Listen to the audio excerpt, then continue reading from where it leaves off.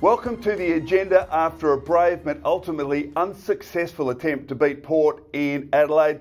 My name is Michael Christian, and a big thanks to Rob Waters for filling in over the past few weeks, but back in town. And of course with me is Jay Clark from the Herald Sun. Jay, maybe I should have stayed away, mate. No, Team was winning when I was away. It's great to have you back, Chris. So look, I thought this was still a very encouraging performance from Collingwood without some key players, Brodie Grundy, Scotty Pendlebury, Daniel Wells, maybe Collingwood's three best players. They really fought to the end, and we've seen that's the theme throughout the second half of the season. Been very committed, but the big story undoubtedly was Ben Reid. I'm interested in your take on this. Now, this was probably his best game for the year. In fact, it was 8 marks, 4 goals up forward, provided the focal point, and really nearly got Collingwood to a win here, playing that key forward role. And it just throws up a really interesting question looking forward to next year.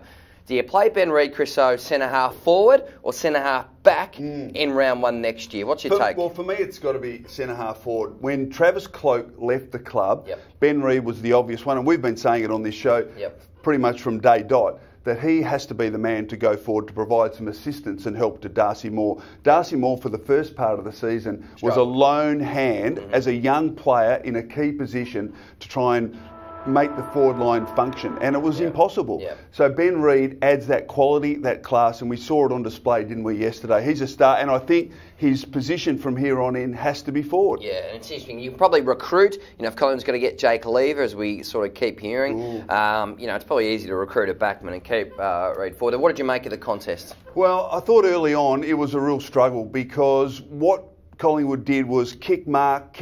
There was no flow, there was no play on.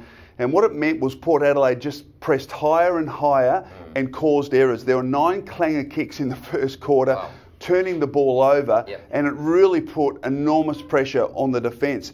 After half-time, there was a bit of flow to the game. Play on increased up to 27% of the times with marks and free kicks, so that was a real positive. And there was some real flow to the game. There was some run from behind, which gave the forwards a chance. But, Jay, in the first half, the forwards had no chance because the ball was coming in so slowly. Yeah, I sort of thought maybe a couple of those long kicks in particular from defensive mid into the corridor got turned over for Port Adelaide. So they were a couple which really turned back. What did you make of Matthew Scharenberg? He's been one who's continued to progress over the past 2 months. Again, pretty solid back there. Yeah, he was very solid back there, but again, a couple of times just looked a bit unsure with his kicking. Yeah, it is, because we know he can kick, but gee, it was just disappointing early with the way the slow ball movement. After half-time, it picked up and gave the opportunity for the team to win, but it wasn't to be.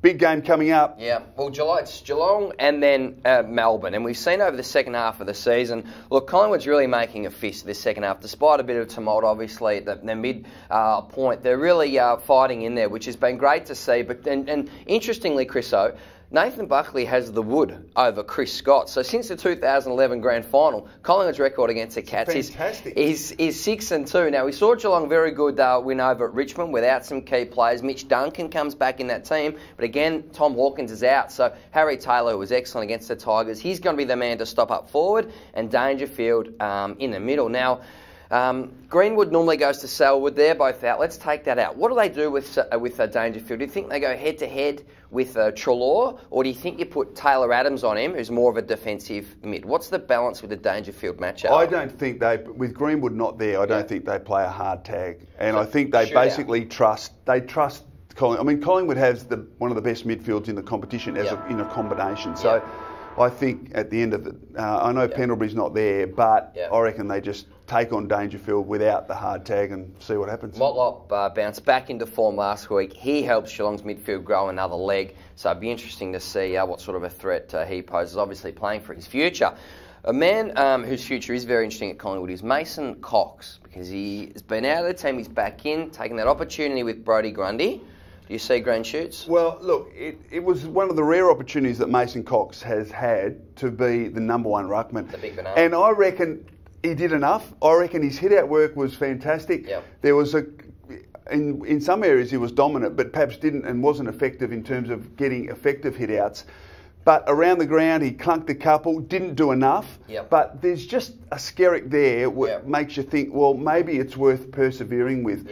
certainly in Grundy's absence, he is the best option to play in the ruck. That's a given. Yep. And hopefully, with another game, and maybe another couple of games, where he can be the number one banana and learn and take on that responsibility, maybe we'll see some dramatic improvement. I think he had I counted 4 contested marks throughout the game, which I think is a great effort. I think you take that every day of the week against an All-Australian contender ruckman in Paddy Ryder. And that was the thing. And Ryder certainly wasn't dominant. He only had 9 disposals and certainly around the ground wasn't the threat that perhaps we thought he might be. So the answer to the question is, I think, just persevere with Mason Cox and see what happens against the Cats. Time now, of course, for our Monday moments. And I'm going to kick it off because this was outstanding defensive play. This is early in the last quarter. Now, the margin is 21, but Collingwood's still well and truly in the game.